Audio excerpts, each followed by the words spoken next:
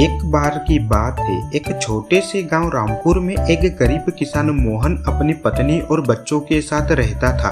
और मोहन की जिंदगी मुश्किलों से भरी थी, क्योंकि मोहन का खेत छोटा था और फसल भी अच्छी नहीं होती थी। मोहन अपने खेत में दिन रात मेहनत करता, लेकिन मोहन की स्थिति में कोई सुधार नहीं हो रहा था।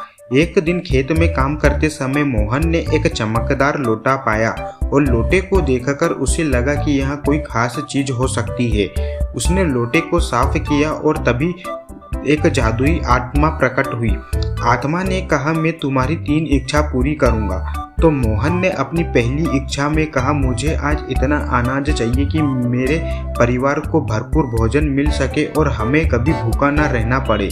आत्मा ने उसकी इच्छा पूरी की और मोहन के खेत में अनाज की बोरियां भर गई। दूसरी इच्छा में मोहन ने कहा, मुझे एक मजबूत और आरामदायक घर चाहिए जिसमें मेरी पत्नी और बच्चे सुखी और सुरक्षित रह सके। आत्मा ने तुरंत उसे एक सुंदर और सुरक्षित घर प्रदान किया। तीसरी और आखिरी इच्छा में मोहन ने कहा, मैं चाहता हूं कि मेरे गांव के सभी लोग भी खुशहाल हो और उनकी कठिनाइयां दूर हो जाए। आत्मा ने गांव के सभी लोगों की समस्या हल कर दी और गांव में खुशहाली और समृद्धि लाकर सबके जीवन को बेहतर बना दिया।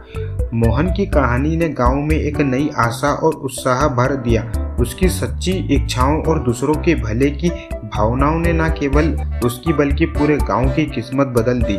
यह कहानी हमें सिखाती है कि जब हम अपनी खुशियां और संसाधनों को साझा करते हैं और दूसरों की मदद करते हैं तो हम सभी के जीवन को बेहतर बना सकते हैं।